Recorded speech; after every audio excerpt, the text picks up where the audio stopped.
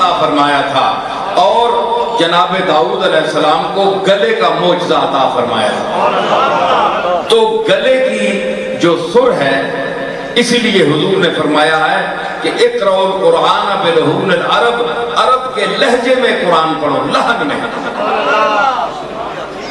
تو لہن عرب کیا ہے؟ لہن عرب یہی ہے کہ جس طرح آج کل ہمارے قاری پڑھتے ہیں، یہ ضروری نہیں ہے کہ ہم پوری طرح اس طرح پڑھیں، لیکن لہن عرب جو ہے وہ یہی ہے۔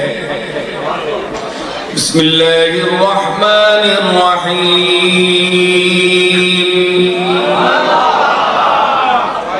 اِنَّا أَعْطَيْنَاكَ الْكَوْثَرَ فَصَلِّ لِرَبِّكَ وَانْحَرْ إِنَّ شَانِئَكَ هُوَ الْأَبْتَرُ۔ یہ لہن ہے۔ کم از کم آپ اس میں حضور نے فرمایا کہ لہن میں پڑھو۔ تو بعض دفعہ یہ حدیثیں بھی آئی ہیں کہ بعض دفعہ ایسے قاری پڑھتے ہیں کہ جو سر ان میں نہیں ہوتی، لہن نہیں ہوتی۔ تو یہ حدیث ہے، حضور کا ارشاد میں پیش کر رہا ہوں۔ تو حضور نے فرمایا کہ ایسا آدمی قرآن پڑھے جس میں لذت نہ ہو، کوئی آواز میں درد نہ ہو، گداز نہ ہو، اس کی آواز نہ ہو، کوئی پڑھنے کا انداز نہ ہو، تو قرآن اس قاری پر لعنت بھیجتا ہے کہ تو مجھے کیوں پڑھ رہا ہے؟ کیونکہ قرآن اس لیے پڑھا جاتا ہے تاکہ لوگوں کے دلوں میں درد پیدا ہو۔ حضور نے فرمایا، یہ ایک حدیث میں ہے کہ قرآن درد کی کیفیت میں اترا ہے، اسے درد سے پڑھو، درد مند لوگ پڑھیں، دل کے ساتھ پڑھیں، خشوع و خضوع کا پیدا کر کے پڑھیں۔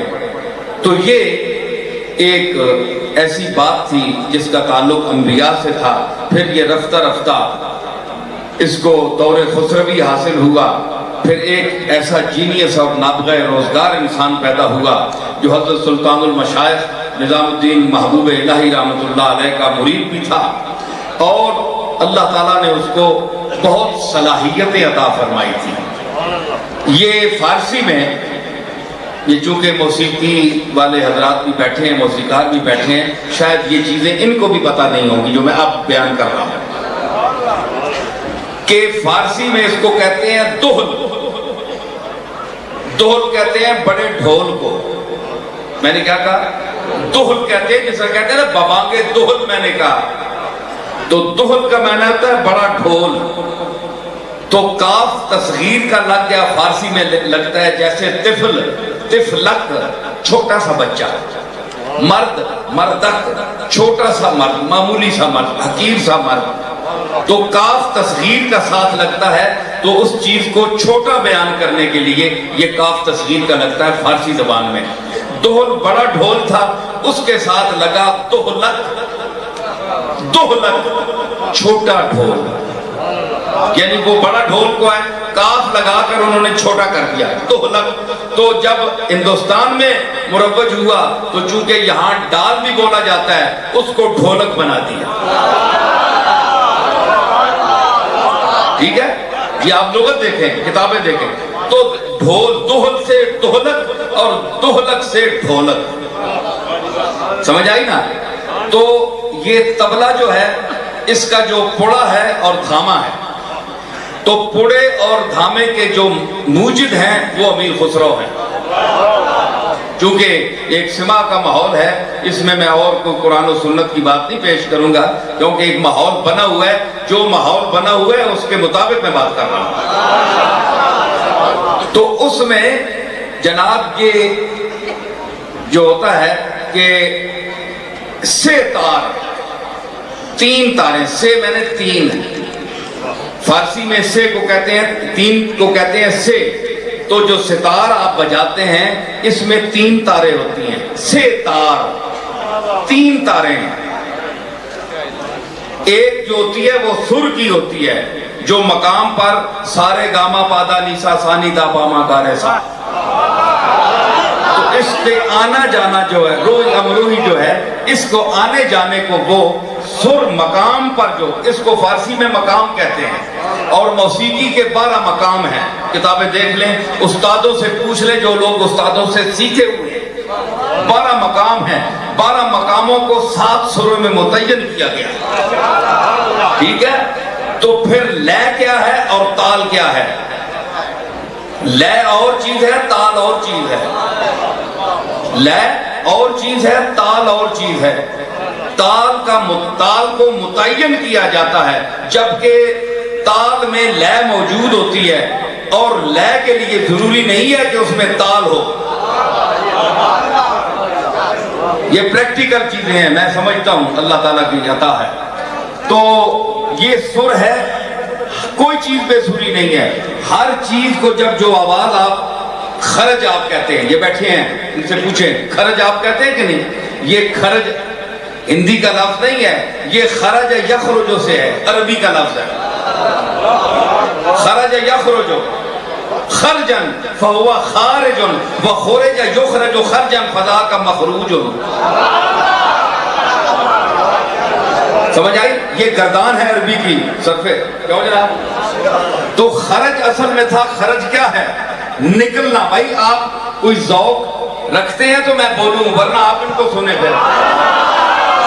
یہ میں آپ کو آپ کے علم میں اضافہ کر رہا ہوں کہ ویسے ہی آپ شور سن رہے ہیں، سماع سن رہے ہیں، ڈھولک سن رہے ہیں، آوازیں سن رہے ہیں، کم از کم آپ کو پتہ بھی تو ہونا چاہیے۔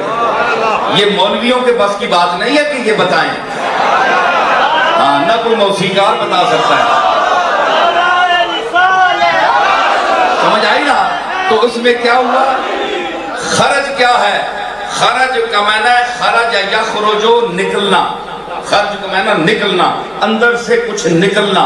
چونکہ سر خارج ہوتی ہے، اندر سے نکلتی ہے، اس کو عربی والوں نے اس کا نام رکھا خرج، اور اس کا نام رکھا امیر خسرو نے، کیونکہ وہ عربی کے بھی عالم تھے، ٹھیک ہے؟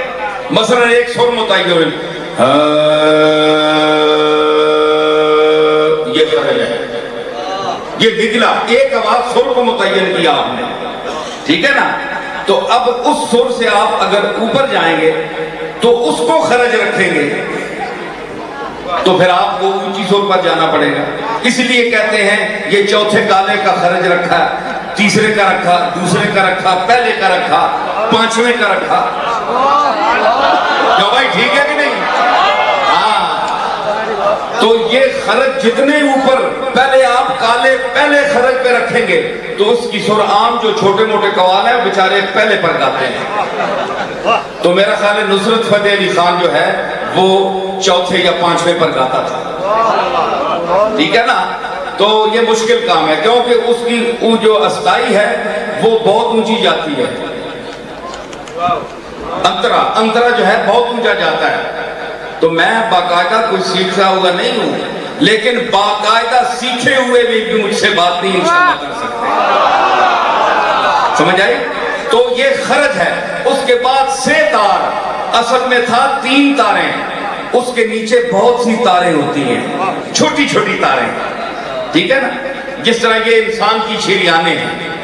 مفتی صاحب سنیں، یہ بھی مسئلہ ہے، آپ مسئلے شریعت کے کرتے ہیں نا، یہ بھی ایک دنیا ہے جو میں آج بیان کر رہا ہوں۔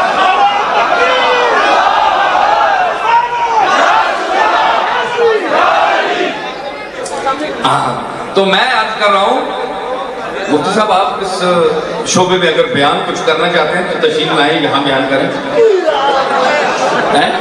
اچھا نہیں، یہ کہیں نا کہ میں بول رہا ہوں آپ بولیں بشک۔ تو میں عرض کر رہا ہوں کہ سے تار، اس کے نیچے چھوٹی چھوٹی تاریں ہوتی ہیں۔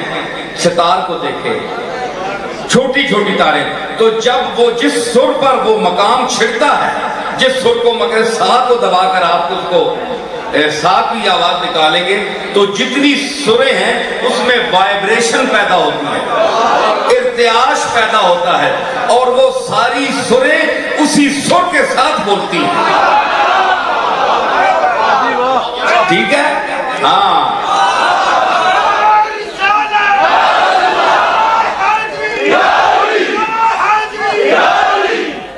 تو وہ ساری سریں اس سر کے ساتھ بولتی ہیں۔ سا پھر رے پر اگر آپ گئے تو وہ جو تارے ہیں رے کے ساتھ بولیں گے، اس کے اندر جو ارتعاش پیدا ہوگا وہ رے کی سر پر ہوگا، ٹھیک ہے؟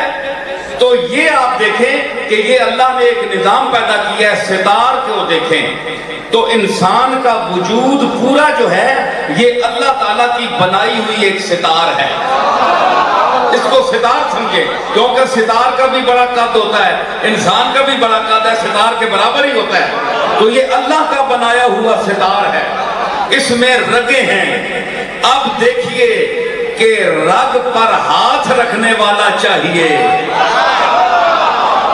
سر پر ہاتھ رکھنے والا چاہیے، پھر زخمہ چاہیے جس سے سر چھڑتے ہیں۔